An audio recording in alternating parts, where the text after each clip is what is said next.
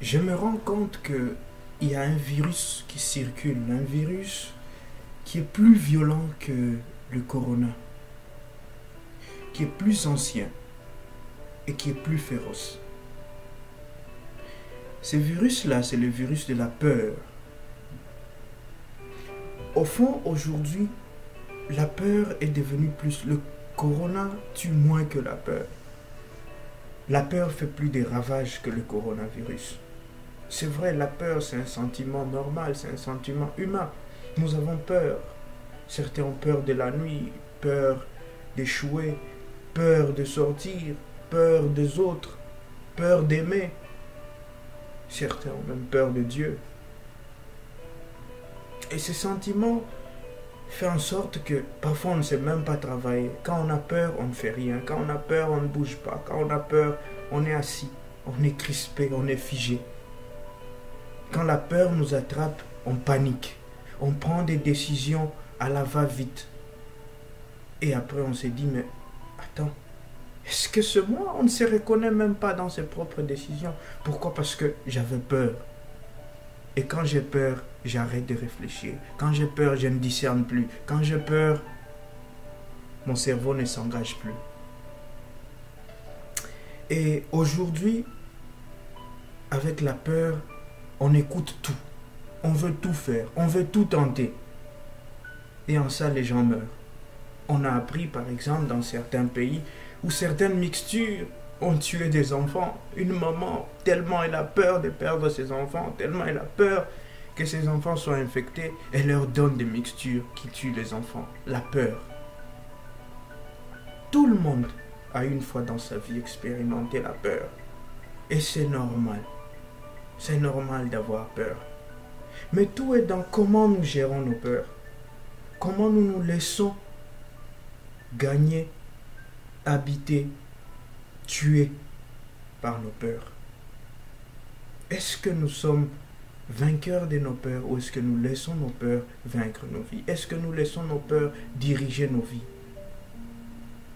Et quand ces peurs commencent à diriger nos vies, quand ces peurs commencent à prendre le contrôle, elles deviennent ce qu'on appelle en français les phobies. Elles submergent notre vie. Même le Christ Jésus a eu peur, ne vous en faites pas. Ne vous en faites pas. Il a eu peur devant la mort. Il a eu peur comme nous tous. Mais regardons ce que lui a fait. Il a vaincu la peur. Pas parce que seulement il était Dieu, mais parce qu'il savait que la peur ne conduit jamais à quelque chose de meilleur.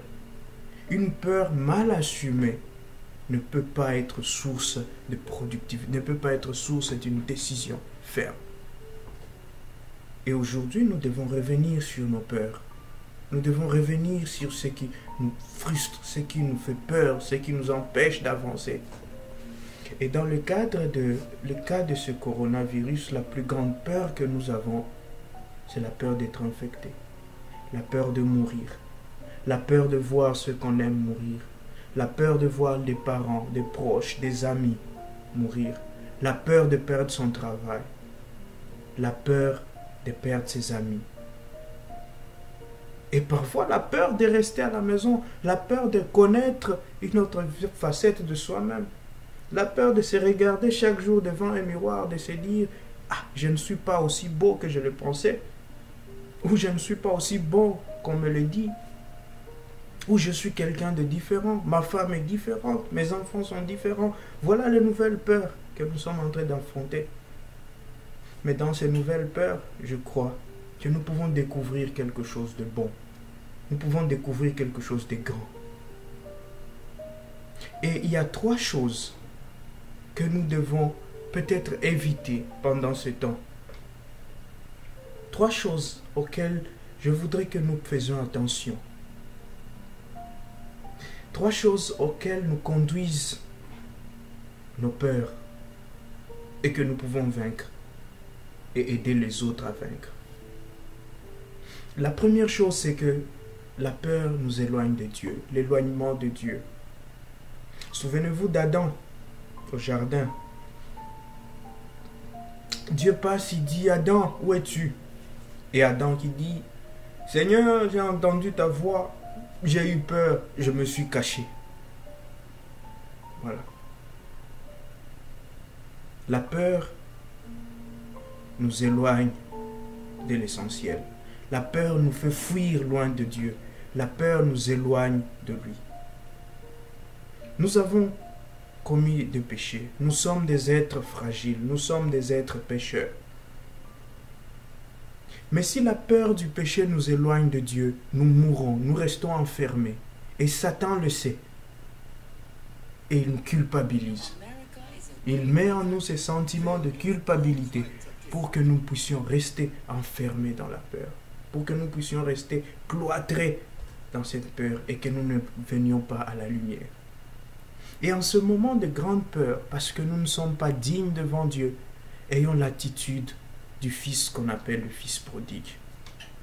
Au lieu de nous cacher, au lieu d'aller nous mettre quelque part et de dire à Dieu, j'ai entendu et j'ai eu peur, disons-nous, je vais me lever, je vais aller dire au Père, Père, j'ai péché. J'ai peur de ce que tu peux me faire, mais je viens te le dire, parce que tu es mon Père. Le courage de dire non à la peur, de dire, je veux me dénoncer devant mon Dieu. Et cette dénonciation, c'est ce que nous appelons la confession. La confession est un pas de lutte contre notre peur, nos peurs intérieures, les peurs qu'engendrent nos péchés, les peurs qu'engendrent nos manquements, les peurs qu'engendrent nos paroles, nos actes, nos pensées. Allons les confesser, allons les dire à Dieu. La deuxième chose, c'est que la peur nous empêche de réaliser des grandeurs. La peur nous empêche de marcher sur les pas de Jésus, de marcher comme Jésus. Souvenons-nous de Pierre. Il y a la tempête. Jésus vient en marchant sur l'eau. Les apôtres en panique, ils crient. Et Pierre dit, Seigneur, si c'est toi, ordonne-moi de venir à toi en marchant sur l'eau. Et Jésus lui dit, Pierre, viens, viens. Et Pierre sort de la barque. Il marche sur l'eau. Mais qu'est-ce qui arrive? Il a peur. Et dès qu'il a peur, il coule. Il commence à couler. Voilà. La peur nous empêche de marcher sur le pas. Jésus est là, nous le voyons dans les 16 sacrements, nous le voyons dans les frères et sœurs autour de nous, mais nous avons peur de marcher. Les turbulences autour de nous, les gens qui disent, les gens qui parlent, les gens qui nous regardent, les gens qui font ceci, les gens qui concordent des choses, ils nous font peur. Et nous arrêtons de fixer le Christ, nous fixons l'eau. Nous fixons les turbulences, nous fixons tout le tour autour de nous et nous coulons, nous laissons couler. Au lieu de cette peur, regardons cette femme qui s'est fait guérir par Jésus, qui était au milieu d'une foule, qui était pressée, qui est une femme, qui avait l'écoulement, ce qui était interdit chez les Juifs. Des femmes comme ça n'entraient pas dans le groupe de personnes, elles étaient impures. Mais qui a dit, je vais marcher vers cet homme, je vais aller toucher cet homme parce que je sais qu'en le touchant, je serai guéri. Elle a vaincu cette peur. La peur de qu'est-ce que les hommes vont dire. La peur de qu'est-ce que la société dit. La peur de ceux qui vont me voir toucher un homme, un prophète. Qu'est-ce qu'ils vont me dire? Elle a décidé de briser cette peur et d'aller vers Jésus et d'avancer. Et puisqu'elle a vaincu cette peur, elle a été guérie. Elle a été transformée. Elle a été renouvelée.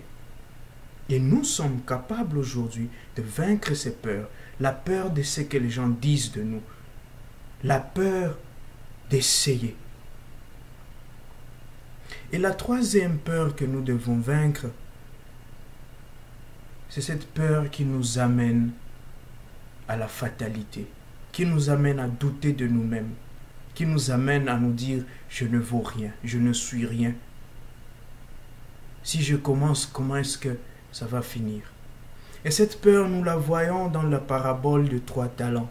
Celui qui a reçu 1 talent, il s'est dit, moi je ne suis pas très intelligent, on m'a donné un seul talent, qu'est-ce que je peux faire? Je ne peux rien faire, je ne suis rien, je ne suis pas malin.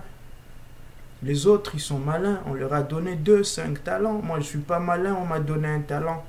Et il est parti cacher les talents. Et quand son Seigneur vient et lui dit, j'ai eu peur, j'ai peur de toi, je suis allé cacher ses talents. Voilà. La peur nous fait cacher nos talents. Au lieu de les exprimer, nous tous, on n'a pas le même talent. Il y en a qui en ont beaucoup. Il y en a qui sont merveilleux, qui sont gifted, comme on dit. Et il y en a d'autres qui ont un seul talent. Il y en a qui savent seulement parler. Il y en a qui savent seulement sourire. Il y en a qui savent seulement porter la joie où ils sont. Exploitons ces talents. Exploitons ces talents. Et pour exploiter ces talents, faisons comme Pierre et Jean, qui en entrant au temple dans les Actes des Apôtres, trouvent ce mendiant à la porte et lui disent, nous n'avons ni or, nous n'avons ni argent, mais ce que nous avons, nous te le donnons. Tout le monde a quelque chose à donner. Chacun de nous a quelque chose à donner.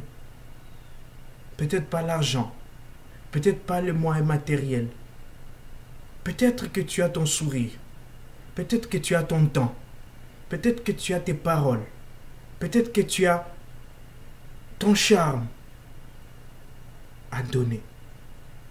Chacun de nous a quelque chose à donner. N'ayons pas peur de donner le bien que nous avons. N'ayons pas peur de donner, de mettre à profit le talent que nous avons. Si petit soit-il, ce talent peut sauver, ce talent peut aider. Et en cette période où nous sommes en plein coronavirus, nous sommes en plein confinement, chacun a son petit talent qu'il découvre. Et je suis heureux quand je regarde les réseaux sociaux où les gens sont créatifs, les gens créent, chacun découvre ses petits talents. Chacun sort de ses peurs, chacun sort de ses petits carcans et donne le meilleur de lui-même. Que le Seigneur nous donne la grâce de sortir de nos peurs, de nous lever, de dire ces peurs-là, d'affronter ces peurs-là.